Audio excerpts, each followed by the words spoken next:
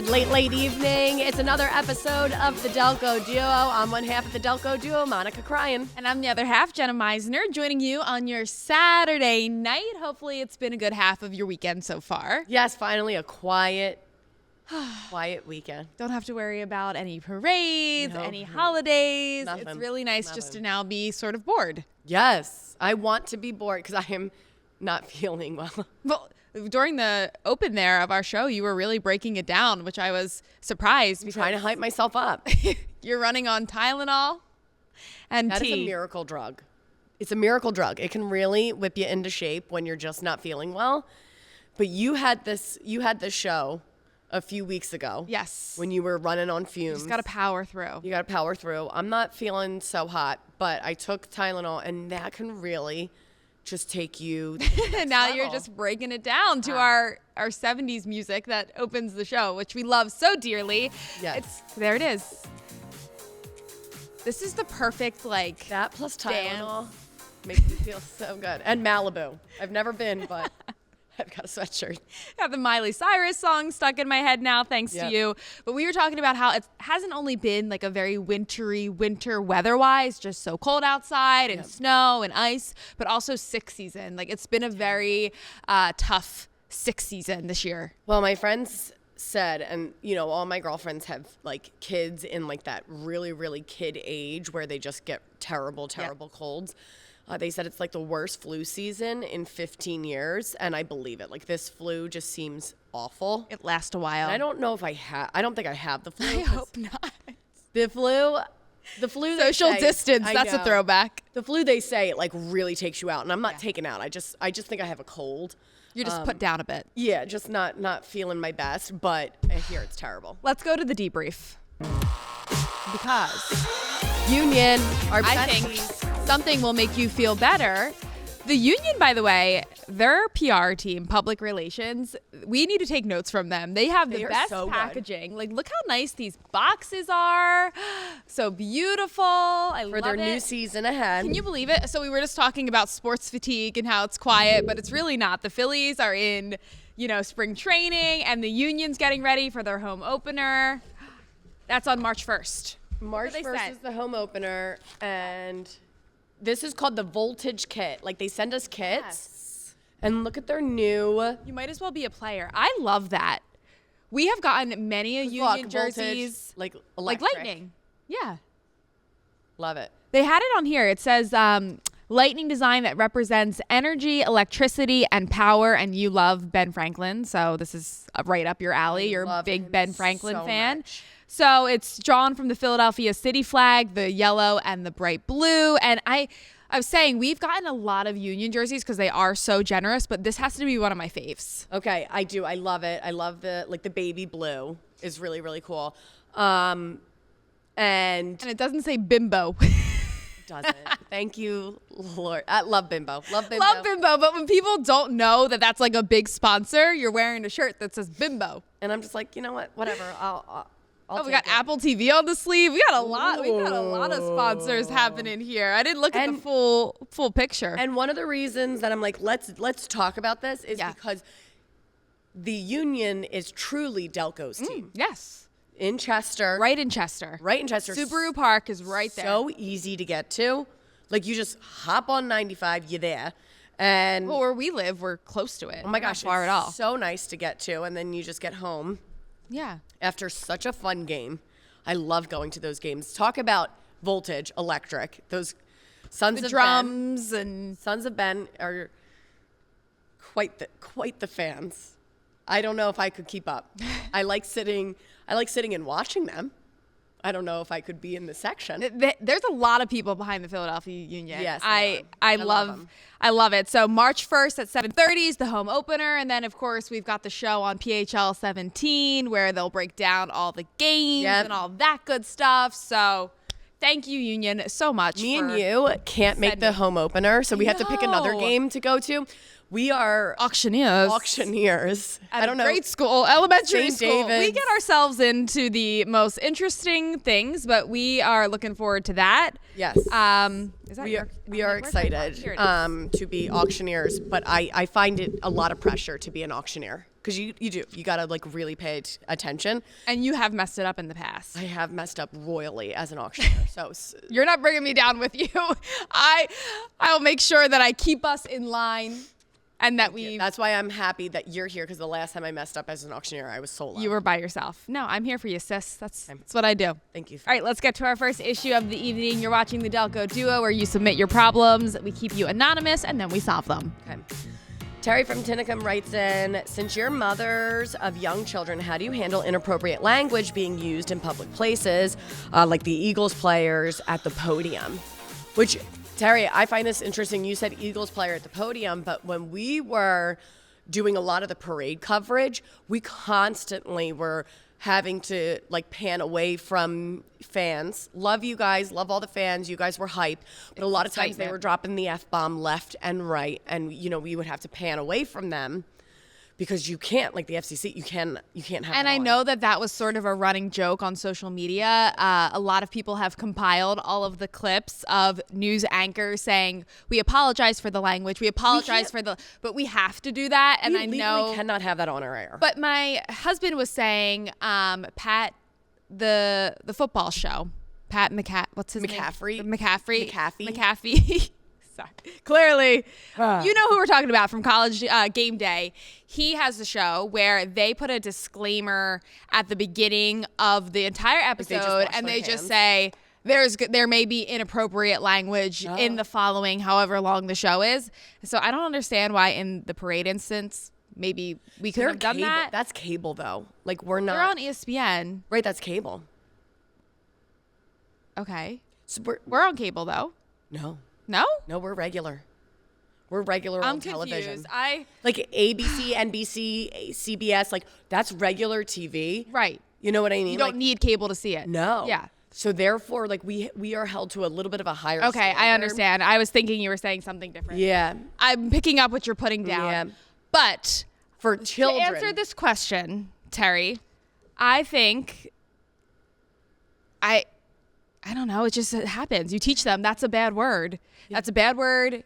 Only grown-ups can use that word. Yeah. You can't use that word.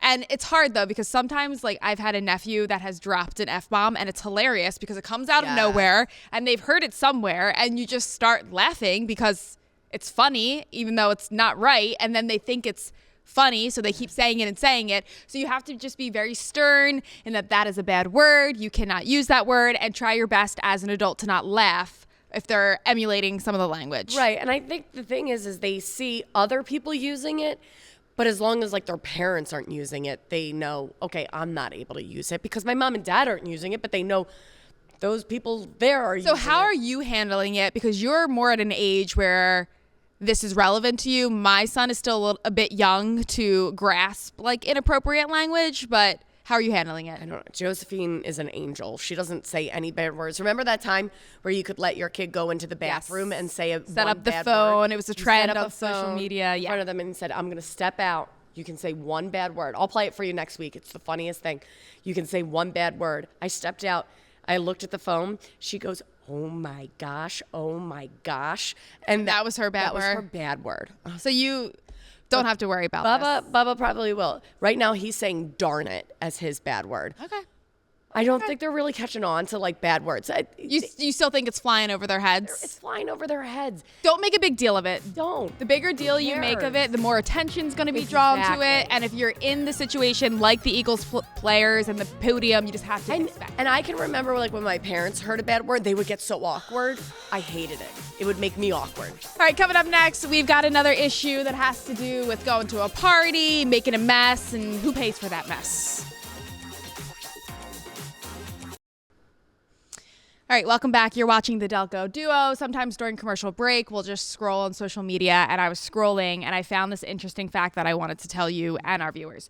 So a lot has been going on with the anglerfish. Remember that teeny tiny fish that came to the top, and people became so emotional over it, saying that, you know, after lighting its own world for all of its life in the deep, dark sea, it wanted to see the light of something else and came all the way up through trials and tribulations and died at the sea surface. So poetic. Anyway, when anglerfish mate, Yes. the male, did you know this already? I just read this. This must be on a lot of people's Yes, phones then. everybody's talking about the anglerfish. So the male and female melt into one another, sharing bodies forever. The deep sea is so fast, if a male finds a female, he latches on and fuses to her, losing his eyes and organs until the two share a bloodstream. How would you feel if this was the same in the human world? Your husband fuses onto you and you're attached for the rest of your lives. This is like some praying mantis stuff. Like, I didn't even find it beautiful. It was like so weird. No, it is disturbing. And that's why I had to share it, because I took a screenshot of it because I wanted us to chat about this. So do they ever produce babies? I don't Or know. Is that just like what they become? Like, But that's the how their population has offspring- continued. So Yeah. like they die eventually. So they must still have babies. I don't know. The But they're anglerfish, one. like, They are one. They fuse together. They share a bloodstream. That is some interesting science. the anglerfish to me is like something that like should have gone extinct like a long People time were ago. crying over the small anglerfish that surfaced. Like the empaths of the just world were thought- dying. I thought the weirdest thing is like the picture comes out and I'm like, oh my God. It's huge. It's huge. That thing is going to gobble up the world. It was this big. This big. And I was like, oh, you deceived all of us. That If was you don't such know fake what we're news. talking about, just Google it and go Anglerfish, online. it was like this, what they made this thing look to be huge. And then it turns out it was actually this big. None of us needed to be afraid of this thing. It was more so the story of this fish. Like it came to the journey. surface. Nothing ate They it. said it was just discombobulated. Well, there's more stories that people think that it truly was a metaphor for wanting to see other light than its own. It literally Rest in was peace. dying and it got discombobulated. It was like, where do I go from here? Up. Rest in peace, anglerfish. All right, Rudy from Rutledge. Let's see what Rudy's got going on. I went to a party and my son spilled pasta sauce all over a nice dining chair and pretty much ruined it. I offered once to pay for damages at the party, but the host said no. Later, I heard from the grapevine that she ended up being upset I didn't offer again to pay. So you have chairs that are easily stained in your... Mine are upholstered, which is so dumb. But that's kind of what I'm getting at. If you're having a party and small children, or even children in general, that we don't have the age of this said son, are attending the party and you're serving pasta, Right. like you have sort of lined all the cards up for something like this to Right, to happen. happen. And I'm not blaming, I'm not host shaming, Right. but maybe you move those chairs into a different room away from the pasta, or Right. in a place that people aren't going to be. Yeah, it's just, if you don't have a kid-friendly house, you shouldn't be having a kid-friendly party. And serving pasta, one Right. of the messiest dishes, even for adults. All in all, this is just a accident waiting to happen. And then my guess though is the host at the time didn't want to look ridiculous, being like, "Oh yeah, you can pay for it." Yeah. I do think, however, if I'm going to offer to pay for damages, I'm going to offer more than once. Yeah. I agree. You offer once at the party, and then after everything, the Send a dust message. settles, you then again, I am again so sorry, please let me pay. I Yeah. would have offered twice. I agree with you. From a hosting standpoint, that's awkward in front of everyone else to be like, yes, this is the cost of what it's going to take to fix this. You're also always flustered as a host. Like, it doesn't matter what's going on. Your mind is in a million places when you have people at your house. Yes. So that necessarily maybe is not my biggest concern when I'm hosting a party. So I agree that you have to offer again, maybe the next day, send a text message. Hey, I'm so sorry again. Please let me know what I can do to help fix this. Yeah. Yeah, you should have offered twice, but that's it. Twice, that's all you should have But done. also gossiping about it, like through the grapevine, that's more of a problem. Like, don't then talk about it behind the person's back. Yeah, Because that's embarrassing then for so the person. embarrassing. Yeah, that she had to go and talk about it.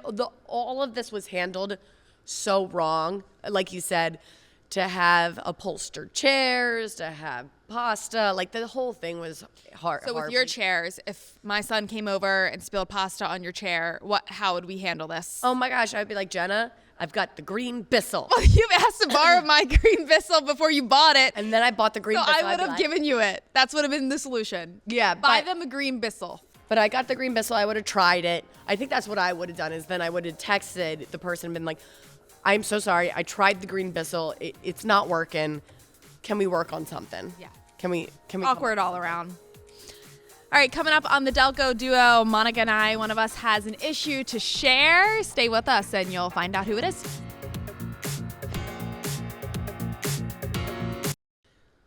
Welcome back to the Delco Duo, taking issues, helping you solve them, giving you a little bit of advice, and now we've got one of our own issues. I think it's your turn this week. Meisner needs an advisor. You got so mad at me because I did. I was walking by and I was like, what do we got here? Did you get glasses? Is trying to open up my issue, which I said to Monica, I would have told you about this off air if I didn't want to talk about it. It's so hard to have things to talk about on air because we talk so much off air. So I try to keep things sacred as much as I can. But anyone with a toddler knows just how fast they move and how quickly they can break things. So a couple weeks ago, my son got into my glasses that I only wear before I go to bed. So not a major deal. I have contacts in. What do you wear them to say? Like TV? So I'll take my contacts out and I'll watch a little bit of TV, or I truly just to walk to my bed and then I put them on the nightstand. So it's not that big of a deal. It's a quick walk to bed. So Warby Parker, not as ad, but they do an at-home try-on box. I love this idea. I didn't know they did this. They sent me 5 pairs that I picked online. But the issue is, have you ever seen when you're picking out paint and the husband's like, that's just blue and it's all the same, but they're different. So that's what we're dealing with right now. Like the eggshell, they talk about So I opened the box and he's like, those are all the same pair of glasses. And I'm like, they are most certainly not the same. Certainly not, Tate. So I went for an aesthetic here. Here, I'll put them. Just don't mix them up because I have to send them back and I really can't have Warby Parker be mad at me. Okay. So I went with this sort of aesthetic of you can see. This is so fun. We get to do Isn't this fun? And I'm so indecisive. That's why I need help. So they're all this sort of brownish color. I don't want to call it turtle. You think? It's turtle. Not really. But I've been trying them on around. You're so cute. You're so cute. This is Percy. So they all have names. So I'm going to let the Delco Duo viewers, you guys are going to pick my next glasses, and Monica too. You're so cute. I love this. So these are Percy. Percy. My husband's favorite. So we'll just right out the gate. He liked Percy. Percy to me is 9 out of 8 out of 10. But this is the problem. Put it right there. Because these ones are the same. They're a little more square. These ones are a little bit more square. Oh. Okay, so we've got this. These, I forget whose name this is. This is Hughes. This is Hughes. Okay. This is take it in. Chestnut crystal. You see how they're all very similar though? No, those are square. When we get to the end, that's more so when he was struggling with saying they look the same. These ones are Blakely. Oh, I'm getting Blake Lively here. Just because of the name. Okay. So round. I think I'm liking these rounder look. Not as harsh. Got it. But these are darker. These are darker. These are darker. Okay. Viewers, take that one in. See, this is what we waste your time with on Saturday night. Thank you, viewers. Pick out my glass. This is very smart by Warby Parker. It is. So that you literally just send it back. They send you the shipping label and you just close the box right back up and send it back. These for some reason are too big. Too big? Too big. I thought these ones might be my favorite. I don't know. Monica says no. I don't know why I'm hung up on the Percy. You really, I shouldn't have started with Percy. Who's this? This is Butler. I really liked Butler, so now I'm in a predicament because Monica says no to Butler. Okay. All right. Last but not least, we have Felix. Where do they come up with these names? I don't know. It's really, and these ones are more matte. Yeah. It's a little bit more matte. And that is here's the thing. I like Percy and Felix because it matches your hair color, and that's fun. That's fun to me. Okay. So you don't it's think Felix the others? and Percy. Wow. Okay. Okay. So here's Percy again. Okay. I like Percy. You like Percy? That's get them all. Okay, do you know Eddie, Warby our Parker? engineer, says get them all. And again, keep in mind, I wear them for 30 seconds. That's why my husband's like, I don't understand why it matters. No one sees them. You wear them for 30 seconds before you get into bed. And I'm like, well, if I liked them, maybe I would wear them more than my contacts. Wear them more? Yeah. No, I love them. Okay. I love Percy. Monica likes Percy. Me and Tate, besties. Submit your Delco Duo at phl17.com. I really can't believe I thought these were going to be the ones. Go back and forth. Do you see what I mean? How hard this is? Oh, it's so hard. I definitely need an advisor. These ones are just a bit bigger. This is a nice process. I used to have to go to my mom's work. My mom's an eye doctor.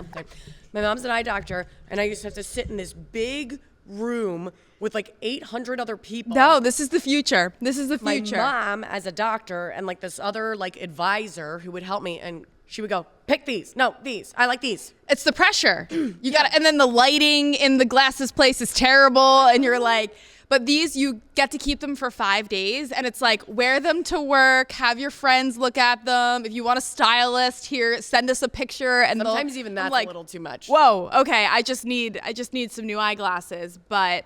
All right, guys. All right, vote. Delco Duo at phl17.com. Tell her if you like Percy or not. Blakely, Felix, Hughes. Not Blakely, because I'm getting Blake Lively, and we all know how we feel about Blake Lively right now. All right, Delco trivia. What do we got going on? Okay, before the Commodore Barry Bridge, what was a popular way to get to the Jersey Shore points?